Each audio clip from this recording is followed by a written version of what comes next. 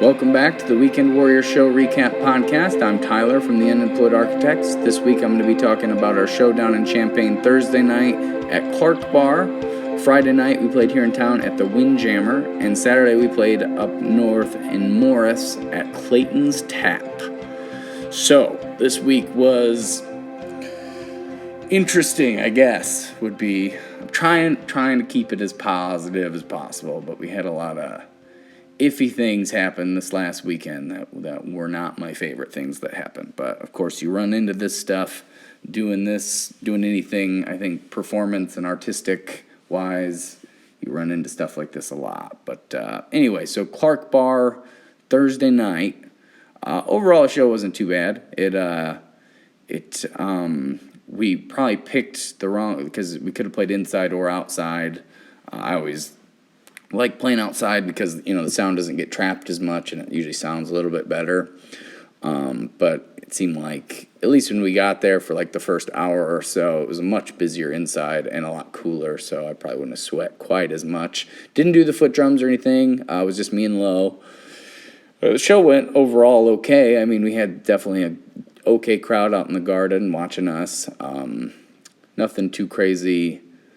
Pretty much every show this week we had some technical difficulties. This one, the only thing negative that really happened on that front was I broke a string, and I couldn't really, I don't know, when I use just the JBL and then have the two vocals, the guitar tone isn't as good, and I didn't bring an extra speaker to use as a guitar amp, which is what I've been doing a lot lately, but I thought since it's kind of quiet, small beer garden show, I'd be fine.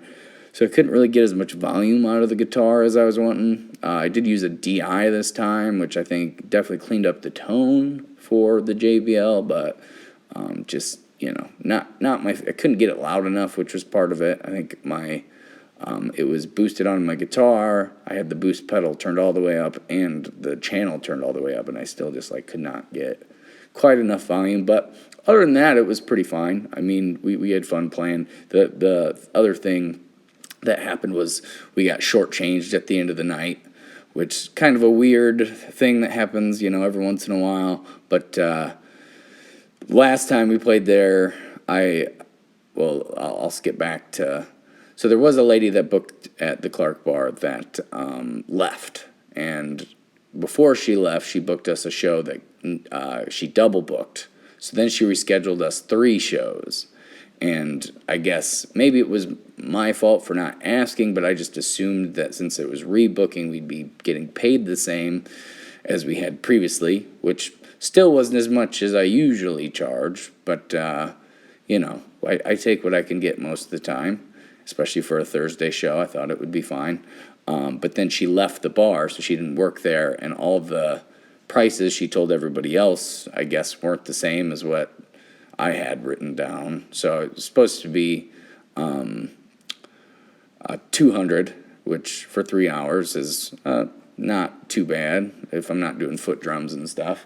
So, which is fine. But then the last time we played there, when she had already left, and we played on a Thursday, the guy tried to give us $140 instead of $200. And I told him kind of the story about how, she had said, or she had booked us these shows, and originally they were booked for $200.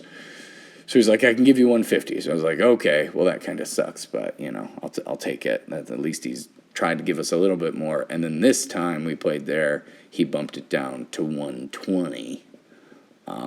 Said that was how much was written down for us. I just I don't know. It just, again, I took it, and it's fine, but and I know that it's just miscommunication on a lot of fronts.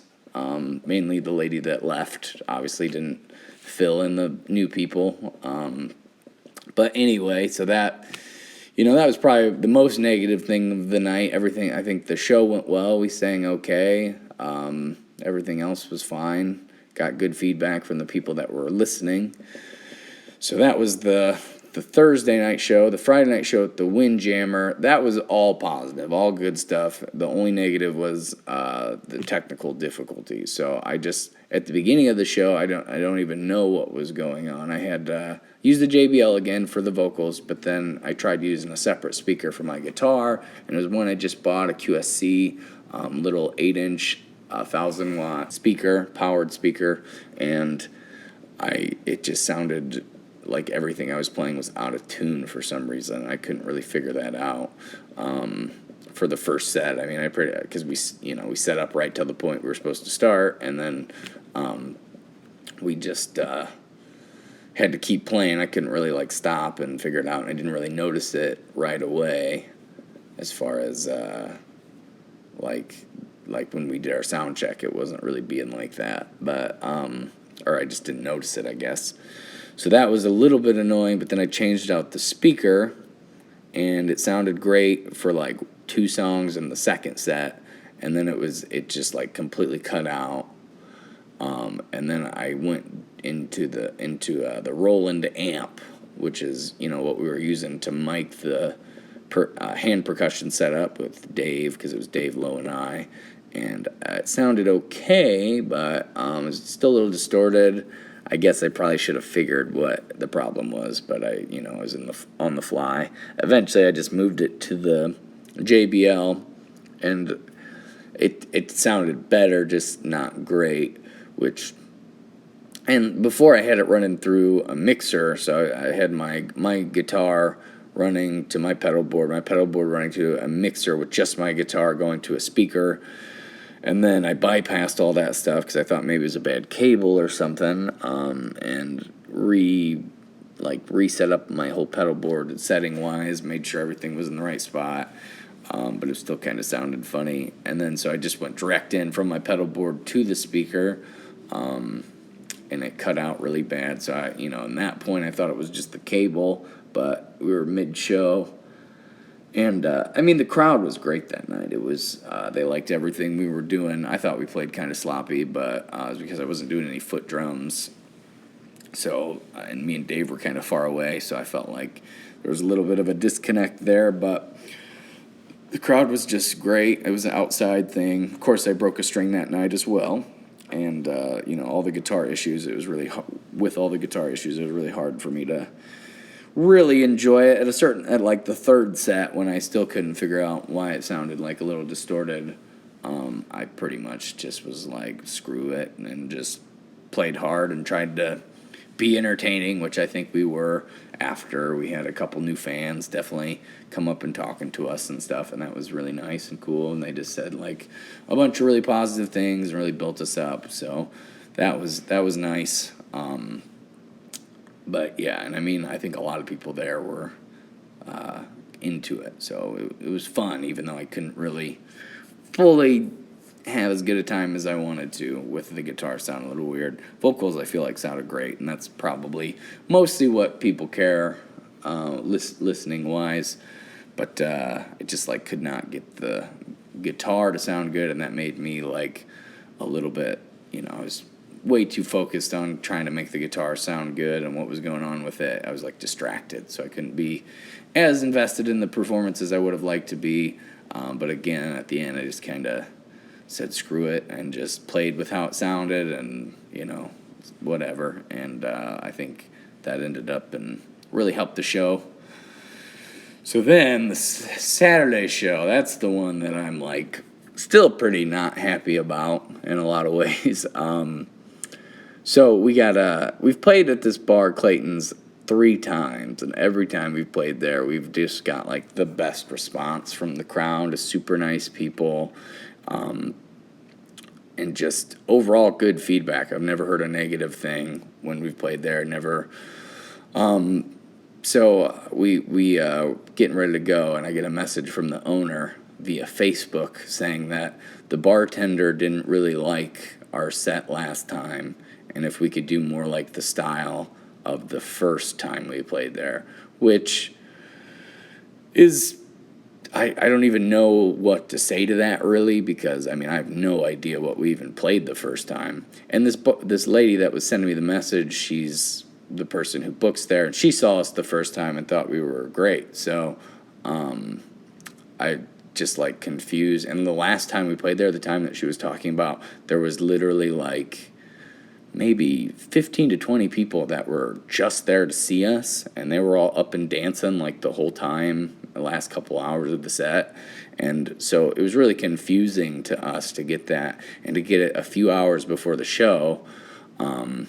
So I was like, yeah, I don't really know what you're talking about. I usually just play to what the crowd, wants to hear, because, I mean, they were requesting some originals and just some random covers that maybe not have been what we had played the first time. But, I mean, we were playing what they wanted to hear. So it just seemed really strange that, and she was like, the lady that books us was like, I wasn't there, so I really can't comment. But so in my mind, I'm just like, so you're gonna listen to one bartender and not like the whole rest of the people that were there about, and trust that. And I mean, we were playing like Johnny Cash, Elvis, the Beatles, Led Zeppelin. I mean, I don't know who in their right mind would not enjoy those bands. I mean, I think generally most people can. Tom Petty. I mean, I know a lot of people who love or hate Tom Petty, but most people that were there liked him. I know for a fact, because we got a lot of good feedback from everybody about it. We did our Tom Pedley, and everybody was singing along. And anyway, so and I just I remember the bartender being like in a bad mood right from the get-go when we got there. She was just seemed kind of negative in general. I don't know. This whole thing, it's silly for me to get worked up about and still be frustrated about, but I don't know, it just ruined the whole night for us pretty much. We got there and we thought we felt like we were in a bad place to be. All of us were way too in our heads about everything, and I probably shouldn't have told everybody about the messages. I probably should have just kept it to myself. That way I could have just carried it, but I was just fuming, and I don't know, it's just like a performer's mentality. We're so fragile, we're trying to be the life of the party and that one's a tough one because it's a 4-hour show. So just trying to be the life of the party for 4 hours, and to do that, at least for me, I have to be in like a confident state of mind. And it would have been just fine if they didn't say anything. It would have been, I feel like I would have been a lot more confident. Instead, it felt like we were like re-auditioning, even though we'd played there 3 times. And every time we played there seemed to have went well, but it was just super frustrating and just kind of dragged the whole show down. And I mean, it happens, and it's not necessarily a bad thing to be brought down a few pegs once in a while, but it just seemed like not very thought out of the people that were saying that stuff. The lady who sent us the message, the bartender that complained.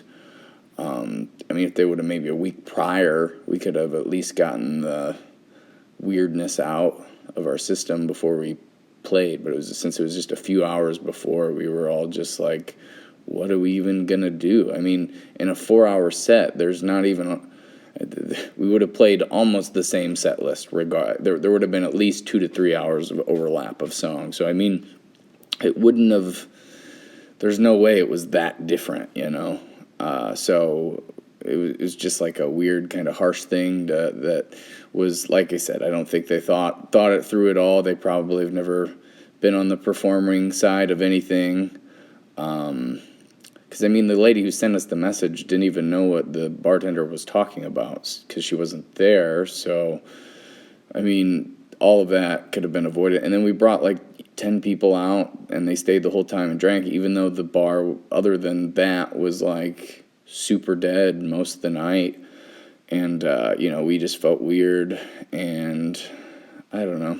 But we went up after the first set, talked to the bartender, and she seemed maybe a little caught off guard, but for the most part, she said mostly positive things about our set list and the way it sounded. And I don't know. It was just a strange evening. And then at the end of the night, she gave us like a ton of compliments. And we got compliments from, maybe 5 to 10 other people that were just random people that showed up, not that necessarily people we brought.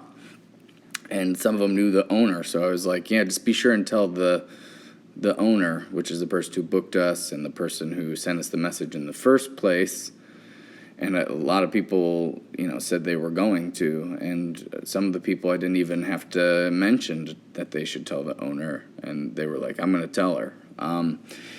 Anyway, and then the bartender came up to us at the end of the night and was like, yeah, you guys sounded great. I was really listening this time, and I thought it was good. Thought your originals were good and your covers were good. And maybe the last time it was because, mostly country music is what's played here, and there wasn't that, and maybe some of the people seemed a little annoyed at that, and that's why I said that. But it really could have been a million things. I remember that show before, the sound being a little funny, and I was pretty worn out after like halfway through that show. But anyway, she was like, yeah, I'll tell the owner that it was great and you guys were good. And it's like, so I got a little bit of relief there. And I mean, she was like singing along to the songs at the end of the set. And I mean, I guess that gave us some sort of approval that we were doing okay, even though that, the people we brought were into it, and the other people that came up and talked to us throughout the night only had good things to say. But anyway, so then the next day comes, about maybe like, I don't know, 10 a.m., noon, somewhere in there. I get a message from the owner. It's like, we're just going to go ahead and cancel all future shows. So I was like, what? It's like, what happened? And then I was trying to be as diplomatic as possible, but very frustrated because we had 3 other shows booked at the bar. And then she said all summer shows, but we had one literally 2 weeks from that date that we were supposed to be back in there. And so I was like, pretty much ultimately all I said was, I think we did fine last night and got lots of good compliments and feedback, and it's super short notice for you to cancel, and it's unfortunate. And that's pretty much all I said. And then I took the shows off the calendar, and I just blocked that page because I knew that if I kept seeing updates about other people playing there or just anything about it, it would just make me feel negative. But eventually she did, like the next day, she was like, oh, well, I see you're playing there August 2nd. Well, we can honor that date if you can't fill it anywhere else. And I didn't respond. And then she said, oh, I see you're supposed to be back in 2 weeks. Somehow that got overlooked. It was actually written on their wall that we were there, and we were telling everybody that was there having a good time that we were going to be back in 2 weeks. And that was the thing that kind of really put it over the line for me. But and she's like, well, we have some beers companies coming in to do something, but we can book you at the other business we have in town. And I was like, I just didn't respond again. And then eventually she's just like, well, I'm just going to take the shows off the calendar. What probably happened is, she maybe looked at the numbers, saw it was kind of slow that night on Saturday, and canceled the shows, and then got like a bunch of good feedback from people about us sounding good, and then was like, okay, well, we can do it. And then since I didn't respond, she just was like, but that's just like, I don't know, just seems super unprofessional to me to cancel shows 2 weeks before. I mean, I just feel like not a lot, just some bar owners and stuff like that don't have any idea that, like, when they book shows with us that, we depend on that money, like we're counting on it. And we're poor, a lot of us. I mean, I don't have a lot of money. So when something gets canceled that last minute and there's no possible way to refill it, that just kind of screws us completely. So at 2 weeks prior, I mean, there's just nothing no, unless some random person cancels a different show and then they need a band and somebody hits us up. There's really no way that, I mean, every bar and other place we would potentially play would be booked far before 2 weeks in advance. So anyway, I was just really frustrated with the whole Saturday show at Clayton. So I'm just not going to work with those people anymore. I mean, and we did have another show booked in September that she didn't really mention, but after she sent us those messages, I was just like, yeah, go ahead and take that one off the calendar as well, because that was just a roller coaster for no reason. I mean, they literally could have said nothing. It would have been a fine show, and then we would have just kept the shows we had booked there.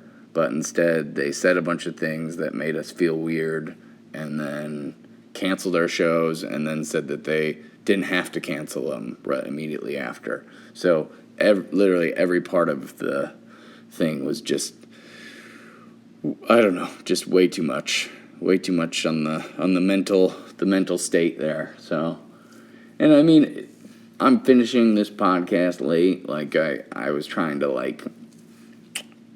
I started it and realized I was probably still a little bit too angry about it to really talk too much about it. But I still feel kind of frustrated about it. And some of those dates I'm not going to be able to fill. Like, we had 3 dates there, and 2 of them were before our Colorado tour. So, I mean, that's money that I'm going to be missing for sure. But anyway, so that was kind of what I was talking about at the beginning, as far as it being quite the adventure this weekend. I mean, between the getting paid less than we should have gotten, and then the technical difficulties, and then that whole last day for the Clayton show, and then the canceling all our other Clayton shows, and then trying to go back on that and rehire us, probably to be canceled again at a later time. I don't know. It was just a lot, and I still am kind of down about it, honestly.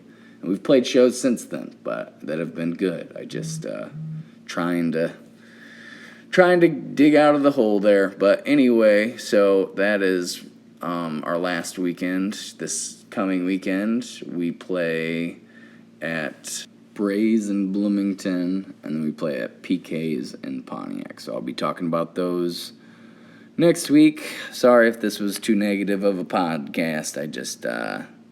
That's just how it goes sometimes. Hopefully the next one will be, in a much more positive light. But anyway, thanks for listening. Have a good rest of your week.